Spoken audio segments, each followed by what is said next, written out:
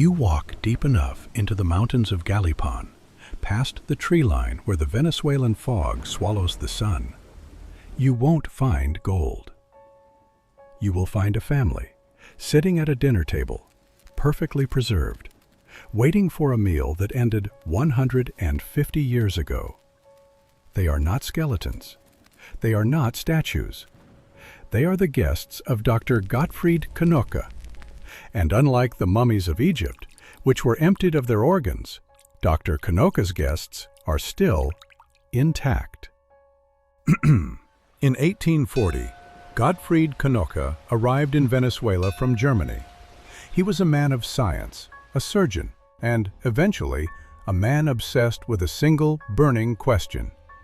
Why must we rot? He built the Hacienda Buena Vista high in the Andes, far away from the prying eyes of the Catholic Church. To the locals, he was a helpful doctor, but at night, the laboratory lights would burn until dawn. He wasn't trying to cure the living, he was trying to cure death. And the humidity of the jungle was his enemy. Flesh decomposes in hours in the tropics. If he could stop the rot here, he could stop it anywhere. His first success wasn't a rat or a dog.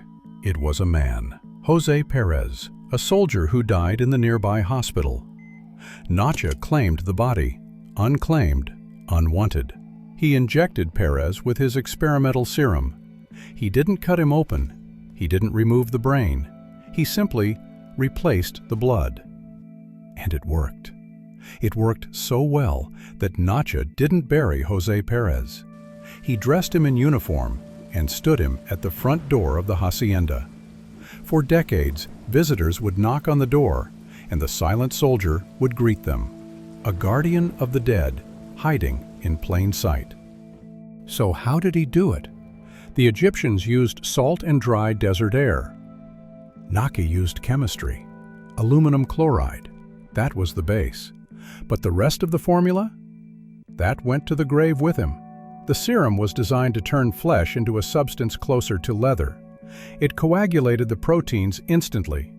No removal of the heart, no jars for the liver.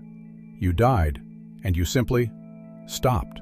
Imagine the ego required to look at the natural cycle of life and death and say, "No, I don't think so."